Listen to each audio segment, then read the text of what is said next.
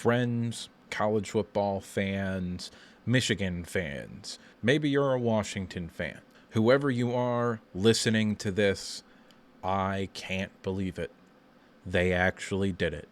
Michigan won the 2023-2024 college football season national championship. There aren't very many people that can say they saw this coming. Because even though Michigan entered the season as the favorite to win the Big Ten and the number 2 ranked team in the country, not a single person would have thought Michigan would have been able to win the national championship.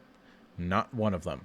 Unless you are a fan of the Michigan Wolverines, you did not believe that they were winning the national championship. And to the few of you that commented that Michigan was going to go 15-0 and win the national championship on my Michigan videos in July, I tip my hat to you, because I didn't see it. My preseason prediction for Michigan was for them to go 11-1 and just barely miss the playoffs. And I was wrong.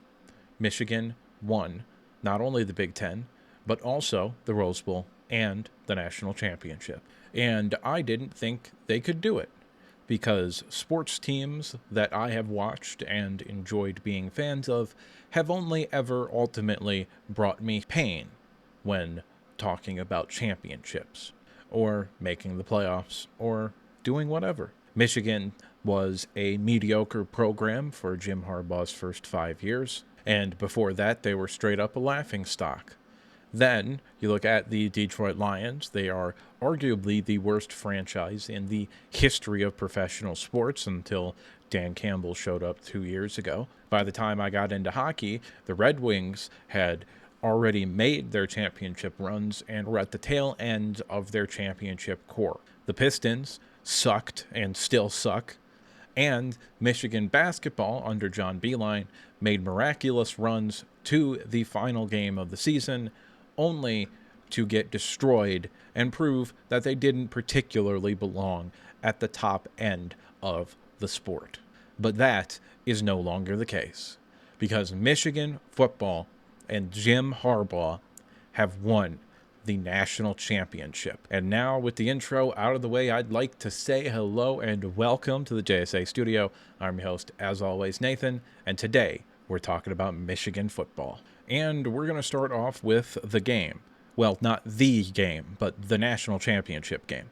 And in terms of my preview for the game, I got some things right, but I was not nearly as correct about my predictions in that game as I was in the 2 semifinal games. I mean, I literally gave you exactly what happened before it happened in the 2 semifinal games, so I don't particularly think I expected myself to live up to that standard consistently. However, I did miss the mark on some things in this game. The most notable is that I predicted Washington to score 28 points, not 13.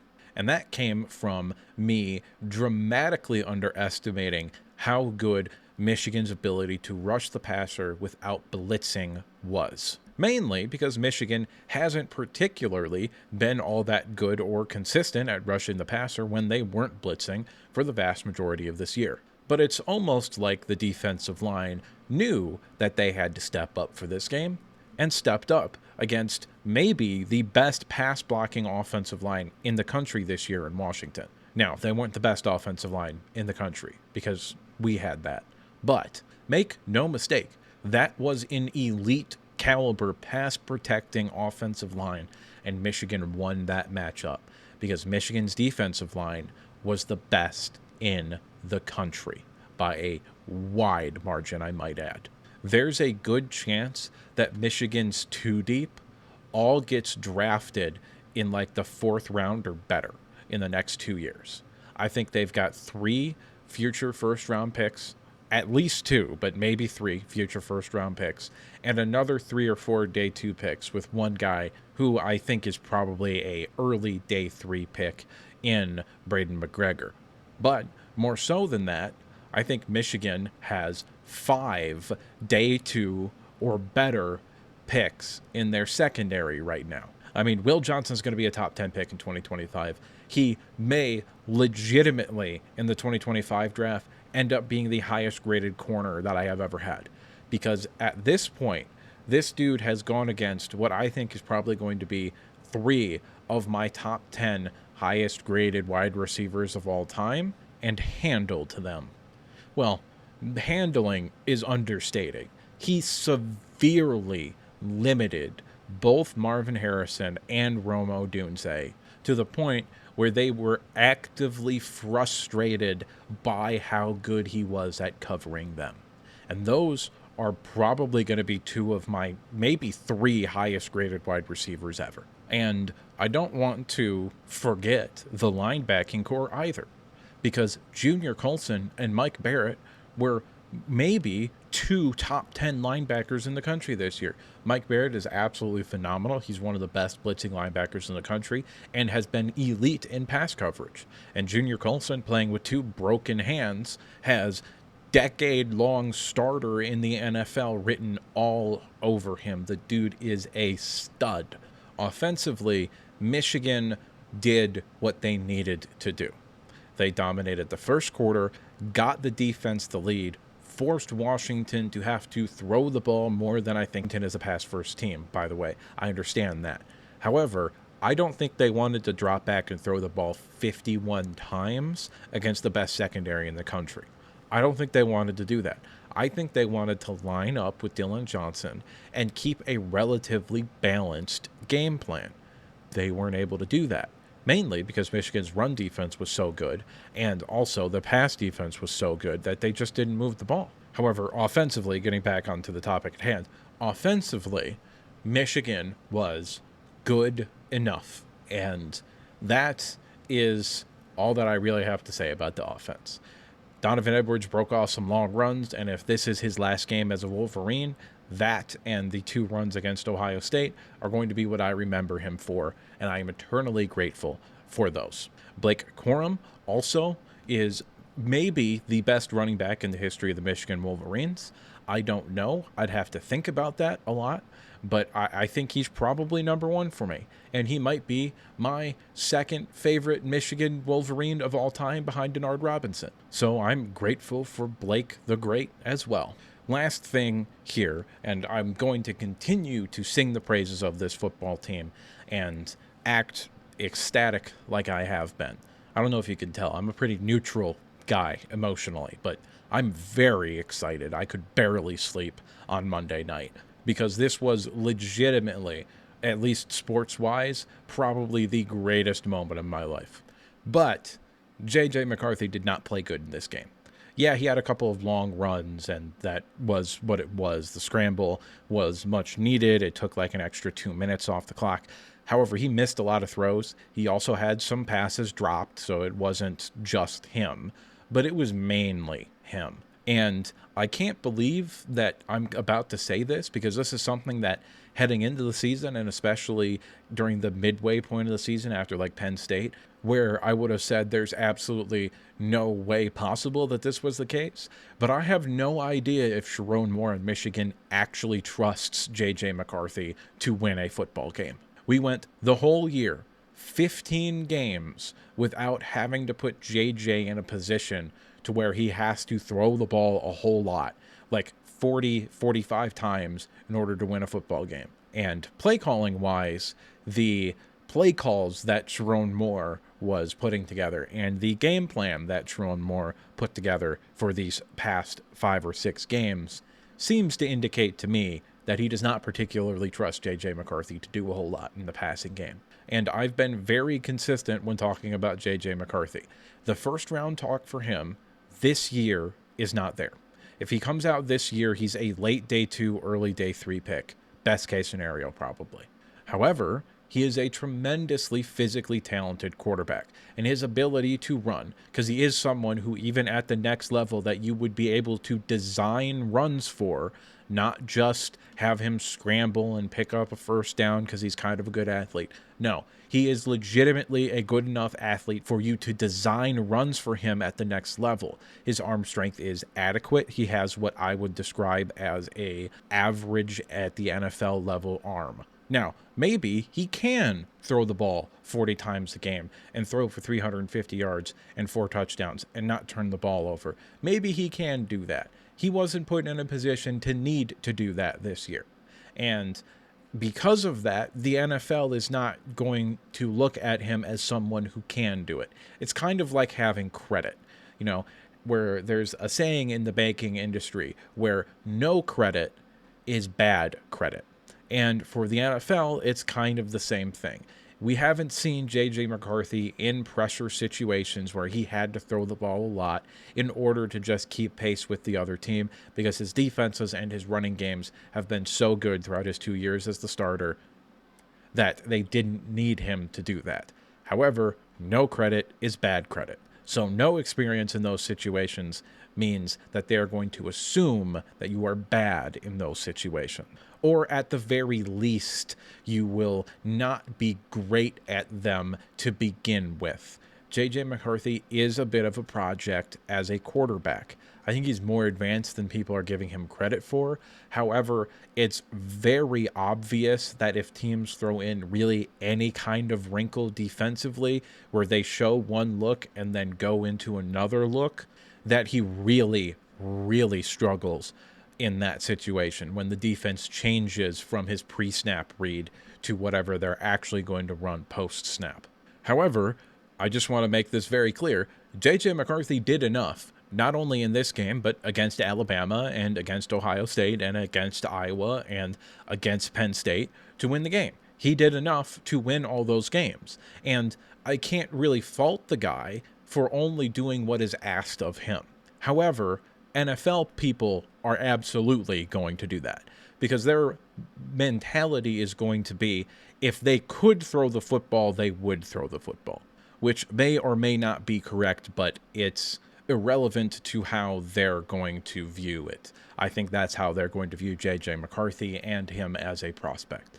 And because of that, I think him leaving would be a massive mistake for him. And I do, just as a fan of Michigan football, desperately want him to come back next year because I have seen sparks of him being able to do that. That final drive where he threw the touchdown to Roman Wilson to tie the game in the Rose Bowl. He was fantastic on that drive. He made throws on that drive, like real throws that are good passes at any level. And you look at him against Michigan State, and yeah, Michigan State's secondary is absolutely horrible, but you look at that, he threw for 299 yards and 4 touchdowns and only had like 3 incompletions the whole day. He was absolutely fantastic. And before that, you saw him be very, very efficient, and you saw him do things that he was very good at.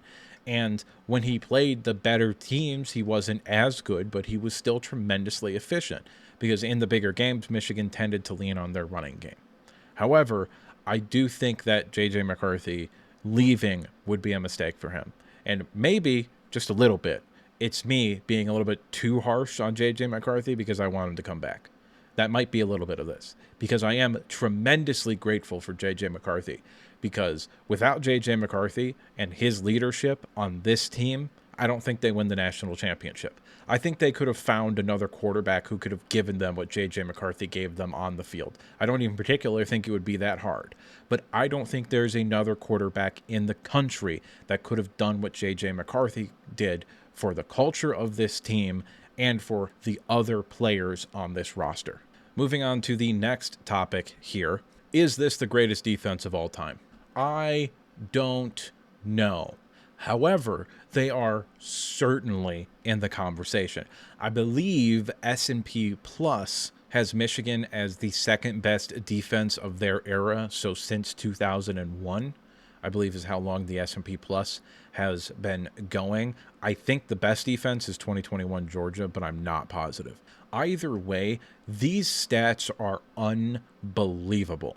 Michigan allowed 10.4 points per game, which is absurd in order to have that low of a number. Like, that's clinically insane. They didn't give up double digits until like the 8th game of the season. I don't think a team took a snap inside the 10-yard line until like the 7th game of the season, and nobody took a snap inside the 5-yard line until Penn State, I think.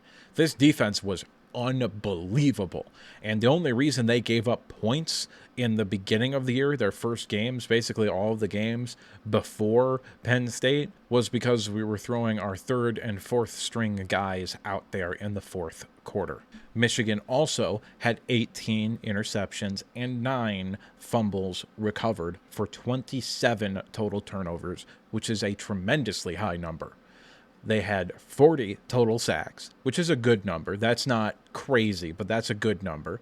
They had 85 total tackles for a loss, which is a elite number. That's an elite number more than the sacks. The sack is just a really, really good number, but the tackles for loss are an elite number. They gave up 5.65 yards per attempt in the passing game. That is clinically insane. A 6.8 passing yards per attempt is like a really, really, maybe even great defense. Okay.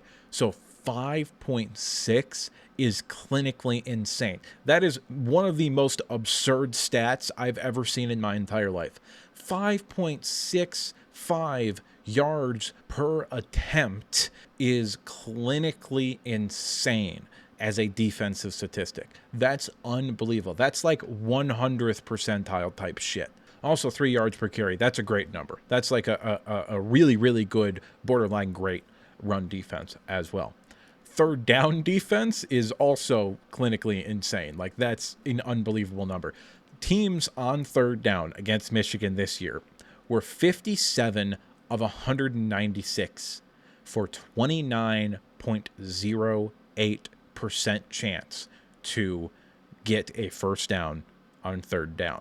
They were slightly better on fourth down. I think they were 11 for 35 on fourth down. But that's like 30%. So it's pretty much exactly the same. And their red zone touchdown percentage was 11 of 25, which is admittedly not that great of a number, but that's still really, really good. So is this the greatest defense of all time? I mean, you do kind of have to admit that they played 7 games against teams that were outside of the top 100 in total offense. So these stats might be just a tad bit inflated. However, I think the S&P Plus is just about right. I think this is the second best defense of the college football playoff era. You want to go back to like 2009 Alabama, 2011 LSU. I think it gets a little bit more icky, and we're starting to talk about different eras of college football then. But in the college football 4-team playoff era, I think this is the second best defense behind the 2021 Georgia team. And yes, the 2021 Georgia team got decimated by Bryce Young, and this Michigan defense did not. So if you want to say that Michigan is the better defense than that, I'm not going to argue with you, because that you have a point. Like, that's really an argument. But what that defense has done in the NFL, I think, might be tipping the scales a little bit for me. And we'll find out in 2 or 3 years what this defense would be doing in the NFL as well. So maybe then, once I get new information, I'll be on the boat too.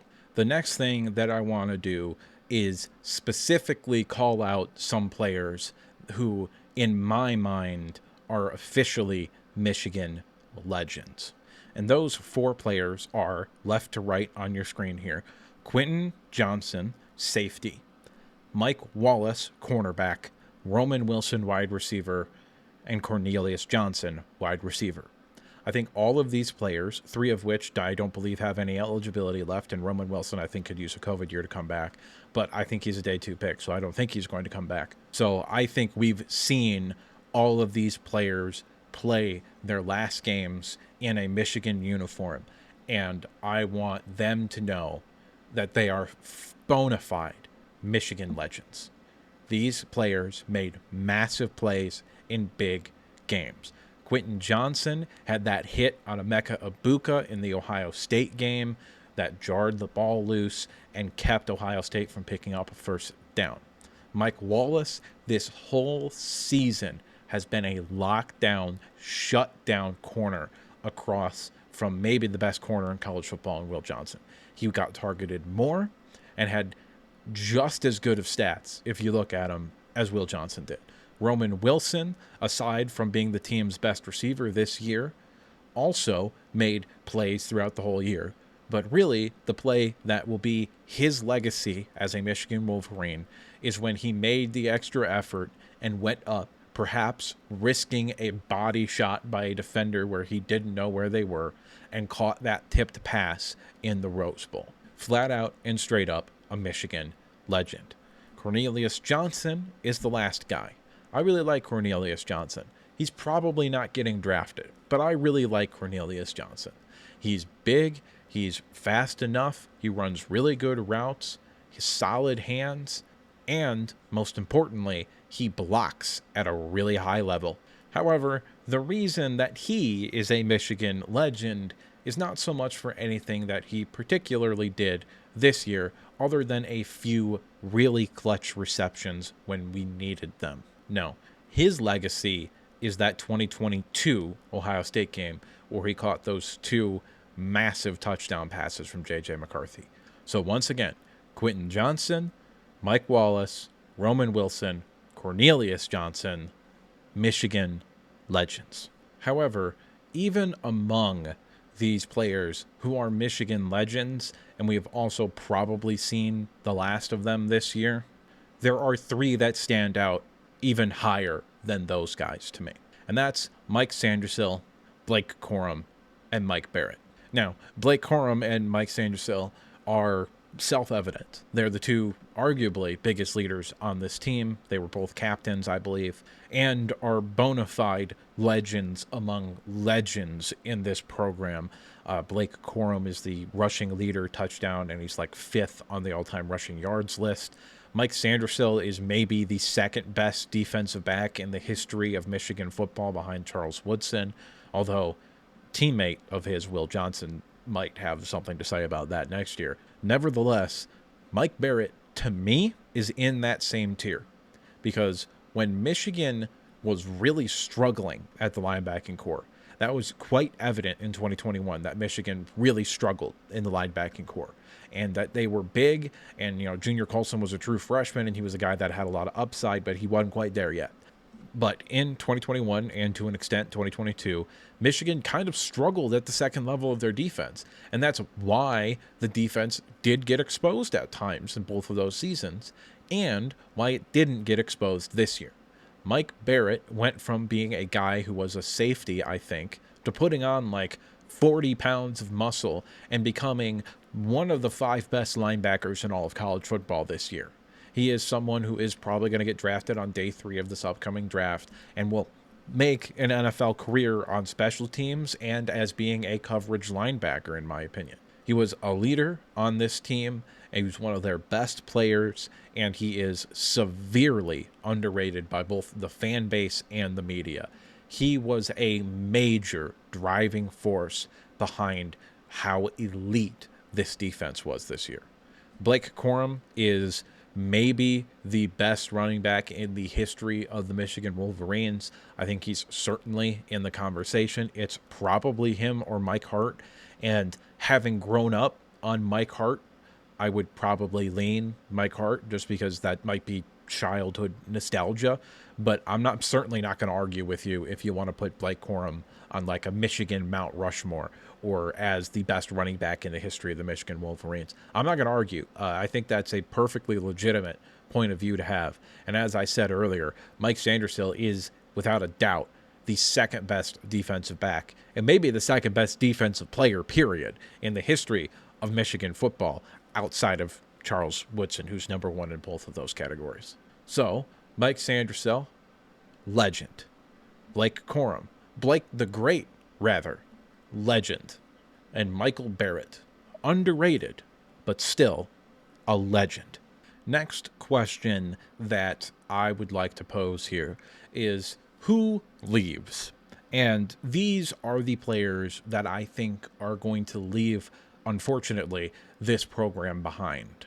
And starting with Ladarius Henderson at left tackle, Trevor Keegan at left guard, Drake Nugent at center, Zach Zinter at right guard, and then later he got hurt, obviously, Carson Barnhart at right tackle, and then moving into right guard, Trente Jones, who is, that one hurt, I think, maybe the most out of anybody.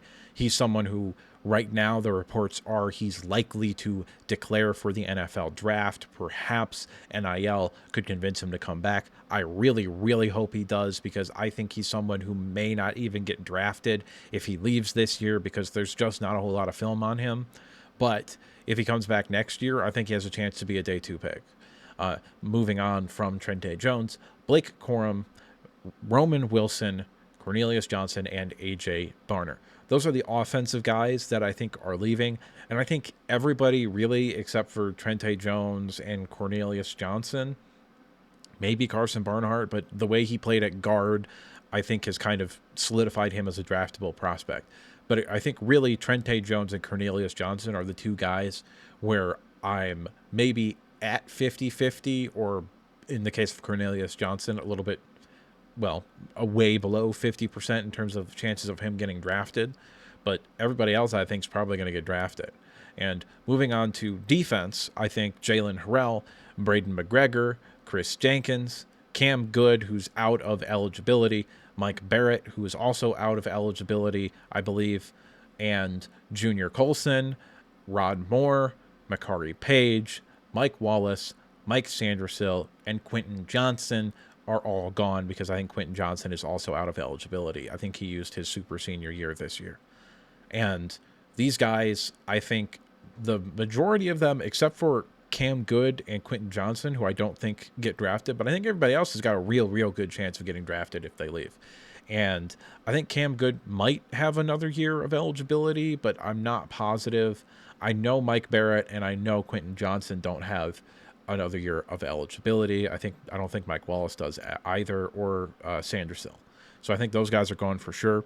It wouldn't surprise me if one of Rod Moore or Makari Page came back, because I think both of those guys are borderline day 2 prospects, and I think if they come back another year, they could solidify themselves in that sort of day 2 conversation. However, it would surprise me if they both came back. I think that's very unlikely. I think one of them, more likely Makari Page, in my opinion, is gone and off to the NFL draft. Now that we've talked about who leaves, who's staying, and these are the big guys that I think are staying.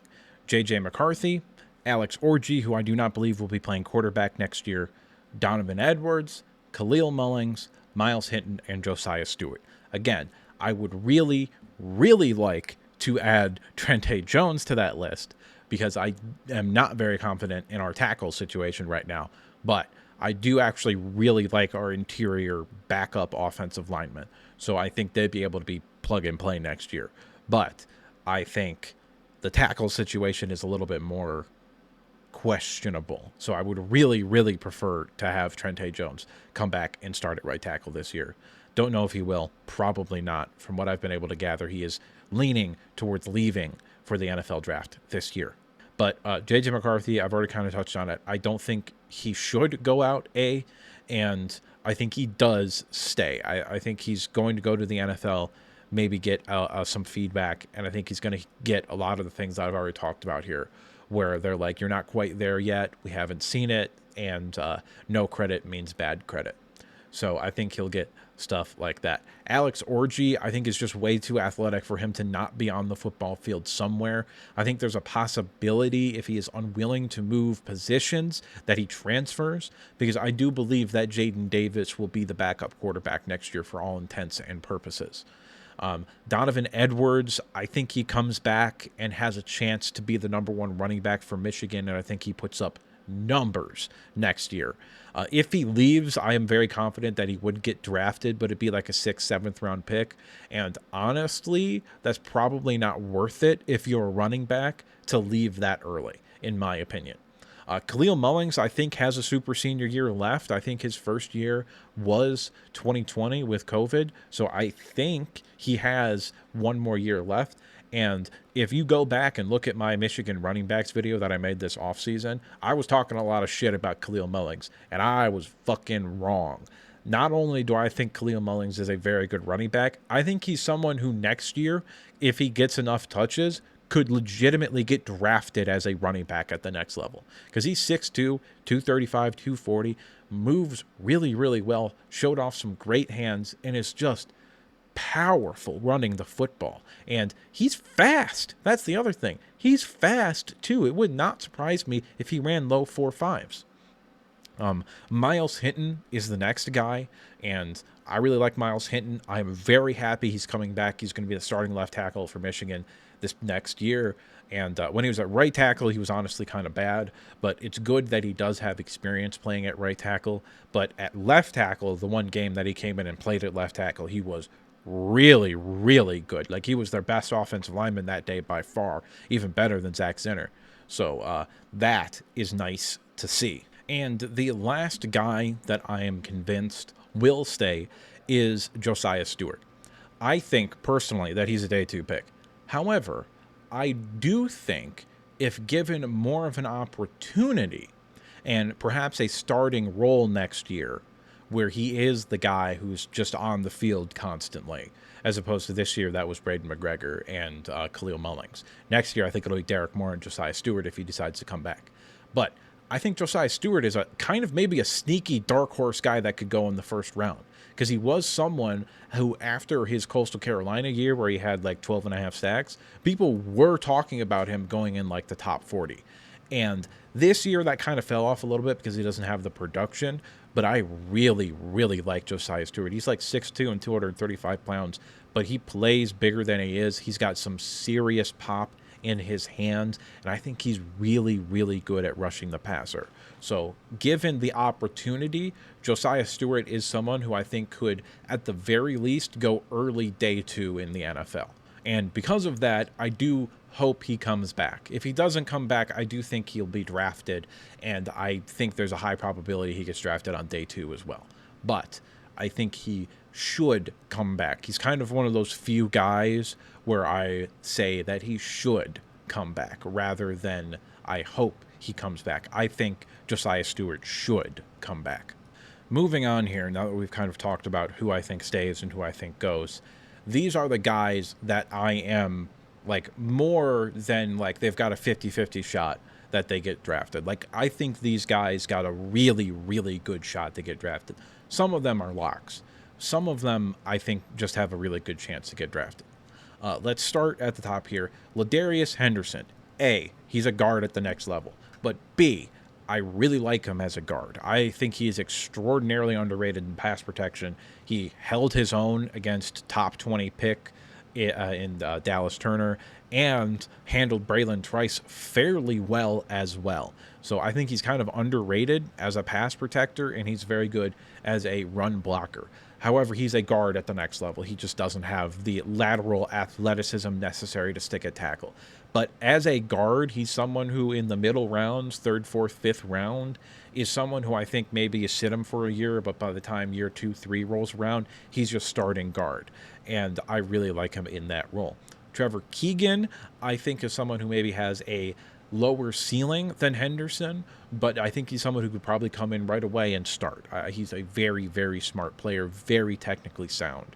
He's someone who I think gets drafted early, day 3. Drake Nugent, in a center class that is a little bit hit or miss, I think has a good chance to get drafted on day 2. Zach Zinner, even with the injury, is still probably getting drafted in day 2. It's just not early day 2, might sneak into round 1. But I think he's probably like a 3rd round pick to a team this year. Carson Barnhart, for the majority of this year, I was like 50-50 if he gets drafted or not, because I'm like, he's probably moving into right guard or left guard at the next level. But now that I've seen him at guard, he was honestly better than Trevor Keegan, in my opinion. And I think he's got a really, really good chance to get drafted in like the 5th or 6th round as like a utility offensive lineman. He screams Green Bay Packer to me. They love guys like Carson Barnhart. Trente Jones, I think, is the closest guy on this list to 50-50. Like, I might put him at like 55-45 if he gets drafted, but I really like Trente Jones. I think if he comes back, he's a day 2 pick. But as I've already said several times, he is leaning, or at least he is believed to be leaning towards leaving.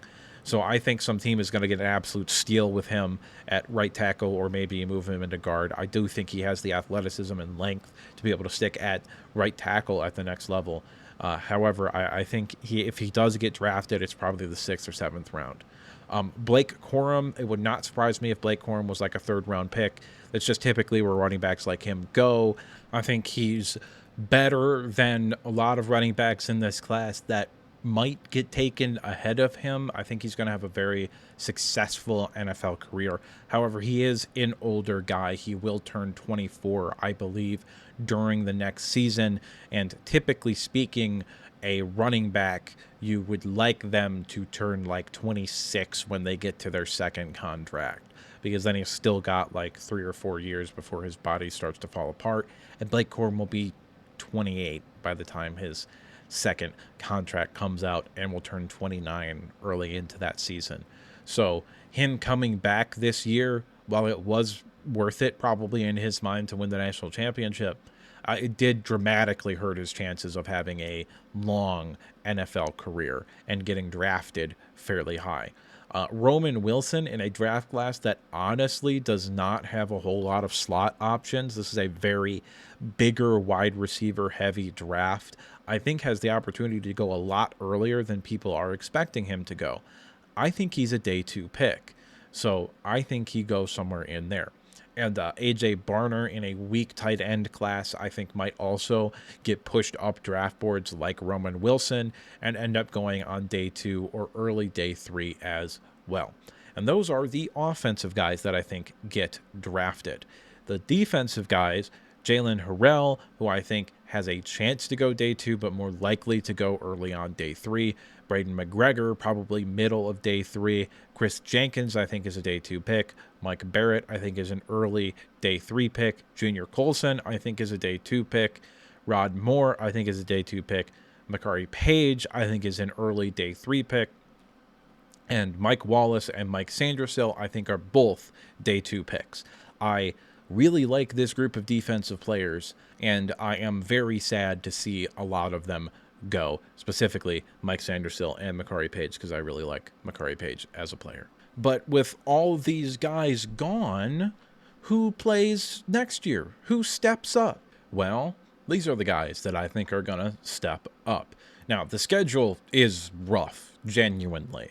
I don't think we're going to get out of next year unscathed, just because we do play 5 teams that are legitimately, I think, going to be good football teams. And not just good football teams, I should say, but really, genuinely, like, really, really good football teams. So I think there is a possibility that Michigan loses a game next year. But the key pieces that I believe are going to step up next year are going to be Keon Saab and Zeke Berry, who I believe are going to take over the Makari Page and Rod Moore roles respectively. I think Derek Moore becomes a starter and has a breakout year. I think he's fantastic. I think he might end up being a first-round pick. I think Samaj Morgan right now is kind of a guy who I think, assuming he can get his act together a little bit and learn how to catch the football, is someone who's going to be very good because he's electric when he has the ball in his hands. And Donovan Edwards, assuming he comes back, again, I think he does, but assuming he comes back, I don't think Michigan's going to lose a whole lot in the running game, because I think he's going to come back and prove that he can be a bell cow running back that can get 20 to 25 carries, get the tough yards, and also still have the big explosive runs. The last sort of thing that I want to talk about here are the coaching staffs, and specifically we're going to start with Jim Harbaugh and then move on to the coaching staff in a more broad sense. But for him, Harbaugh, as I should say, he is 40-3 in the last 3 years, including 15-0 this year. He is 89-25 overall. He is 3-5 versus Ohio State, 5-4 versus Michigan State, 6-3 versus Penn State, 3-6 in bowl games. He was the AP Coach of the Year in 2021. He has had 2 Heisman finalists, and as you can see in the picture on your left, he has a national championship as well. I think he is probably up there, right there with Lloyd Carr for the greatest Michigan coach of all time. I do not believe Bo Schembechler is in that conversation. I think the national championship officially puts Jim above Bo Schembechler for that position of greatest coach in the history of Michigan football. Basically, my whole life, I thought it was Lloyd Carr. Now, my opinions on the 1997 national championship are as follows, basically. One, I think any national championship that is claimed in an era where there wasn't a definitive national championship game is basically irrelevant. So basically everything before the BCS, I think is really just kind of irrelevant in the grand scheme of things, because it was basically a group of media people that got together and decided who was the best team in the country based off of basically nothing. However, Michigan was the best football team in 1997. Nebraska was not it. I firmly believe Michigan would have beaten Nebraska if they had played in like a national championship sort of situation. However, Lloyd Carr's other accomplishments, he did win several bowl games, which is something Bo never did really. Like I think Bo was 2-10 in bowl games, if I'm not mistaken, or maybe he was 2 of 10, so he would have been 2-8. I don't know, something like that. But I'm pretty sure he only won 2 bowl games, and Lloyd Carr I think won 4 or 5 during his tenure as Michigan's head coach, including 2 major bowl games in the 1997 Rose Bowl and the 1999 Sugar Bowl against Alabama. So, for the majority of my life, I had held the opinion that Lloyd Carr was the greatest coach in the history of Michigan football. I think it's Jim Harbaugh now. I really do genuinely think Jim Harbaugh is him, and more than that, the best coach in the history of the Michigan Wolverines. I think this run specifically, where there was nothing that you could say against him, basically, they went through the SEC champion. They beat the greatest coach in the history of college football.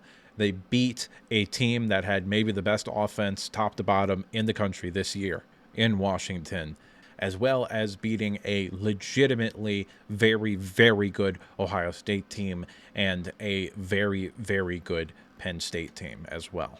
And if this is the end, which I think there is a real possibility that this is it for Jim Harbaugh at the Michigan Wolverines. However, if this is it, I think it's fine. I can live with it if he leaves, because we have the national championship. He's taken Michigan legitimately to a place it's never been before. He has elevated this program to now being a program where in the 12-team format, we need to make the playoffs every year and win at least one playoff game every year.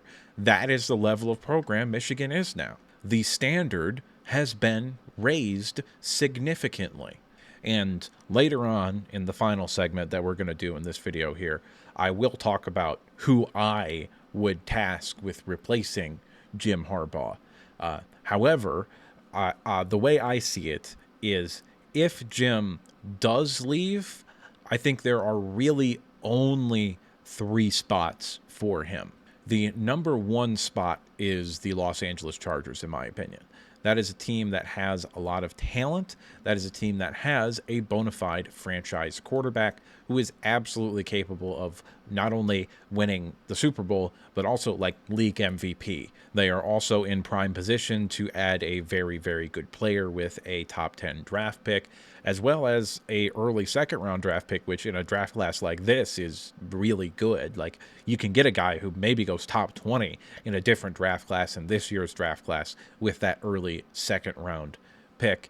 So I think not only just that the Chargers are in a relatively good position as a franchise, they do have some cap space issues, but the cap space isn't real in the NFL. You can basically do whatever the fuck you want if you're good enough at it. But on top of the Chargers being a good situation for Jim Harbaugh, potentially to step in and become that guy as their head coach, there is also the Southern California connection. That's where 3 of his 4 head coaching jobs have been in Southern California. So I do think there's a possibility that that is important to him, and he could end up going back to California to coach there. That, to me, is the most likely team if Jim Harbaugh were to leave for the NFL, the second most likely team is the Las Vegas Raiders. He does have a connection with Mark Davis. However, we don't know, A, if they have the money to actually pay Jim Harbaugh the kind of offers that he's going to get from the Chargers and the third team and also the University of Michigan. Because Mark Davis is maybe the poorest owner in the NFL.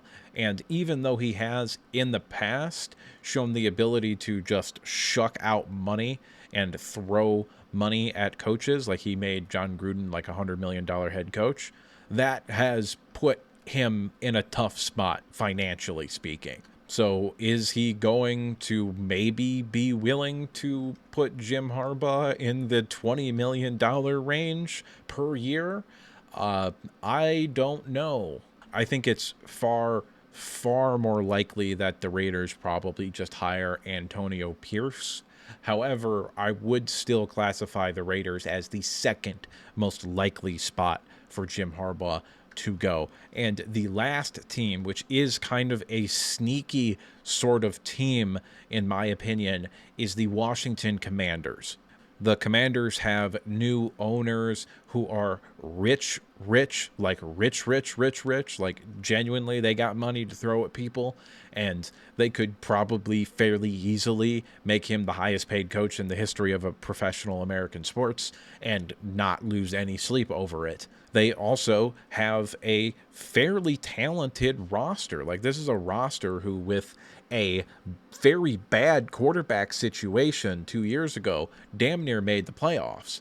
And obviously this year they traded away two pass rushers that, where they probably shouldn't have traded away, in my opinion. I don't think they should have traded Montez Sweat.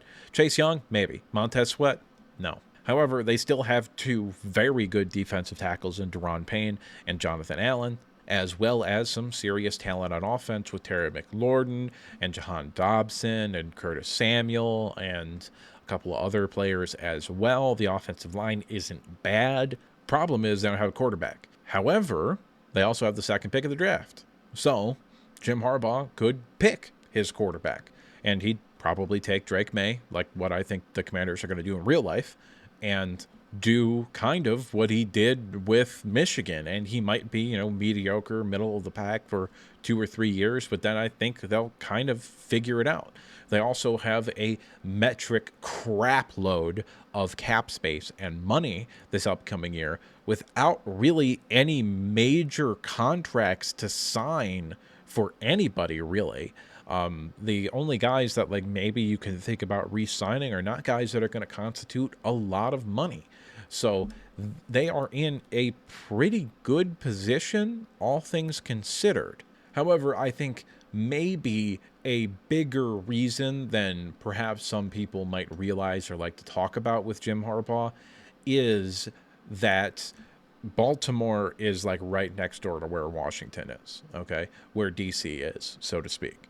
So hypothetically, Jack Harbaugh and their mother could find a house somewhere in Maryland or Washington or Virginia, maybe Virginia as well. But they could find a house somewhere in there, and if they want to go see a John Harbaugh home game, they can go see a John Harbaugh home game. If they want to go see a Jim Harbaugh home game, they can go see a Jim Harbaugh home game. And they can drive to both of those stadiums. So I think that might be an underrated sort of situation here, because Jack Harbaugh lives in Michigan and he's around Jim's younger set of children, and they have a family close-knit dynamic going on. So that could be something that Jim Harbaugh would look at and say, it might not be the perfect situation, but having that as an option is a good thing for us. So perhaps Washington is a place for him to go. I don't think the Panthers or the Titans are options for him. They're both in very, very bad positions. I also, if the Bears were to fire Eberflus, which is very unlikely in my opinion, I also don't think the Bears would be an option. I don't particularly think there's a spot where Jim Harbaugh would go other than those three teams, in my opinion. Moving on to the next point of topic here, more broadly, the coaching staff that Michigan has, I think, is far and away the best in college football. I think Sharon Moore is someone who could absolutely end up being a tremendously high-level football coach in this sport. I think Jesse Minter is someone who I think wants to go back to the NFL eventually, and I think he is someone who probably has a very good chance to end up being a NFL head coach someday. Ben Herbert is the best strength and conditioning coach in the country, bar none.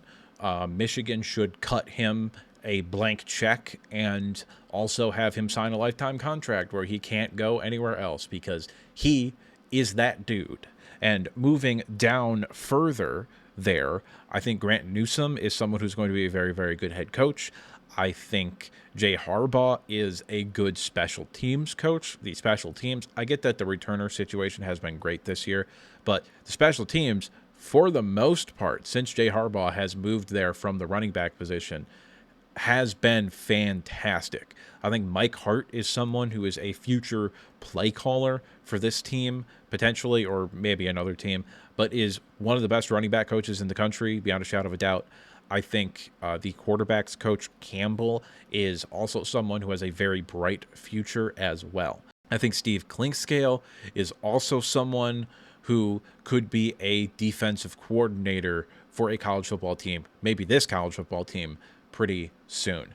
The last thing that I'm going to do here in this video is, if Jim leaves for one of those 3 jobs that I was talking about earlier, I think these are the 7 candidates that I would go after, okay? I'm not saying they're going to go after these guys, but these are the 7 candidates that I would go after, and they are ranked in this order. Number 1 is the guy that I've brought up to my singular friend that I have for every single major college football opening that has opened up in the past 5 years, and that's Bob Stoops. I don't understand how he isn't a head football coach. This is a guy who all he does is show up once every 5 years when Oklahoma loses their football coach, comes in and wins their bowl game. I don't understand how this guy doesn't have a head coaching job. Now, he got ran out of town, I think, because Oklahoma wanted to promote Lincoln Riley so they didn't lose him. However, this is a guy who I think does want to coach. He's coached in the USFL and the AFL the past 2 years. So I think this is a guy that wants to coach. And he is a proven pedigree. He won a ton of games at Oklahoma. And more importantly than that, he won big games often. He is someone who has experience with a major college rivalry with the Red River rivalry. And now he's still available for some reason. So he would be the first guy that I would call and just be like, yo, you want to come be the head coach at Michigan? Now, he might say no. He might not want to coach at the college level anymore. I don't know. But he is absolutely someone that I would call. He'd be my first call, if I'm being honest with you. Number 2 would be Elijah Drinkwitz from Missouri.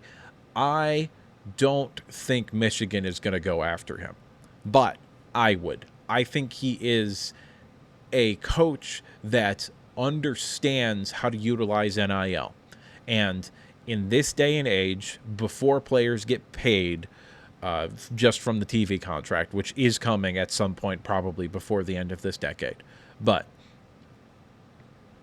in this day and age right now, Elijah Drinkwitz is the coach that understands how NIL operates maybe better than everybody else in college football. And more than that, he's traditionally been a recruiter. He's been a guy that's been able to go out and get big-time talent. And he's also been someone who develops fairly well. He's also got a offensive system in place that I think could elevate Michigan's offense. And when the offense becomes really good, the defense unfortunately has to take a step backwards. However, if we're losing Jesse Minter after this year, which I think is astonishingly likely if Jim Harbaugh leaves, then I think there's a very strong possibility we're going to have to take a step back defensively anyway. So I think Elijah Drinkwitz is maybe the coach outside of Bob Stoops, who I think would just be able to pick up the ball and keep it rolling down the hill, so to speak. Elijah Drinkwitz is the next guy that I think would have the best percentage chance to keep the ball rolling. Number 3, I have a guy who is not leaving his job to come to Michigan, and that's Kalen DeBoer.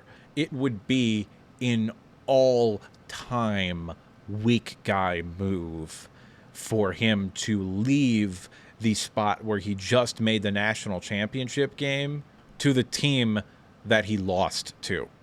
Okay? He's not leaving Washington simply for that fact. Otherwise, I think he might consider the job. Like, if Jim Harbaugh does return for 1 year, and then maybe next year he finally finds that perfect job that he's looking for at the NFL level, and he does leave, like next year, if Michigan were to, I don't know, not beat Washington, or if Washington were to kind of maybe have like a down year, like they end up 8-4, 9-3, don't make the playoff, and then they win the bowl game or something like that, and Michigan still has a good year, but they didn't really play each other in the postseason. Well, I think there's a good chance that he would listen then. But this year, no chance. He's not leaving Washington for Michigan. I'm not saying that he's untouchable at Washington, but he is not, under any circumstances, leaving for Michigan after having just lost to them in the national championship game. It's not happening. It's the most unrealistic thing I've ever heard of in my entire life. But I would rank him third in my order of coaches that I would want to be the head coach. And number 4 is the in-house hire, but not the one that you think it is. That's Jesse Minter. And I'm going to say some truths here that I don't think people are necessarily prepared for. What Sharon Moore does as a play caller and an offensive line coach is more easily replaceable than what Jesse Minter does as the defensive coordinator and the defensive play caller, in my opinion. And because of that, I would rather have Jesse Minter be promoted to head coach at Michigan than Sharon Moore become the head coach at Michigan. However, he's down the list here still. I think Sharon Moore would do fine with the job. I think he would hopefully give up the offensive play calling duties and kind of just focus on being the head coach and being the culture guy and getting the game plan together and stuff like that. And in that role, I would be far more confident in Sharon Moore. However, I don't think that's the role that he's going to take. And the other thing that's going to dramatically hinder Sharon Moore as the head coach of Michigan, potentially, is that Jesse Minter is out the window if he's the head coach. Jesse Minter is going with Jim Harbaugh wherever the fuck he goes. And I think a thing that could potentially hinder Jesse Minter as a head coach is that if he becomes the head coach, Sharon Moore is going to whoever the fuck Jim Harbaugh goes to and is probably going to become his play caller. So that could potentially hinder Jesse Minter. However, I think it's easier to replace an admittedly good, not great play caller in Sharon Moore. He's an elite offensive line coach, so that would be hard to replace. However, purely from a play calling standpoint, I think you can find better options than Sharon Moore and maybe even get an upgrade. Number 5 is Lance Leopold from Kansas. He is someone who has only won. That's it. That's all he's ever done is win at every level he's been at, a head coach at. Like, he just wins, he wins, and more than that, he wins titles. And he's someone who I would definitely consider prying away from Kansas. However, I think it's unlikely he would actually leave Kansas. I think he likes Kansas. I think he likes being at Kansas. And more importantly, I also think Lance Leopold is smart enough to understand at Kansas, there is much less pressure to be good. So I think he's probably going to stay at Kansas. Number 6 is a surprise maybe for some people, but that's Jason Candle from Toledo. I cannot believe this guy has not gotten a Power 5 job yet.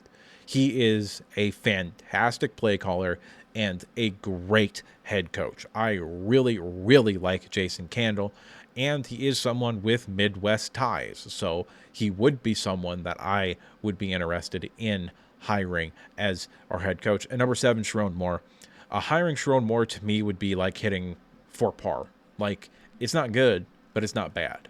I think for our first few years under Sharon Moore, we might be able to keep up this same level of production, but I do think we would take a relatively significant step backwards in year like 3 and 4. And then you would start to see Ohio State fans come at him with the third base comment that we go after Ryan Day with. And I don't want that to happen. But what do I know? I'm just some asshole on the internet giving you my opinion. It's at this point I'd like to remind you to like the video if you liked it, subscribe if you want to see more content like this, and if you disagree with me at any point or you just have something to say, go ahead and drop a comment down in the comment section below. And now with the outro done and out of the way, there's only one thing left to say, and that's that I'll see you next time.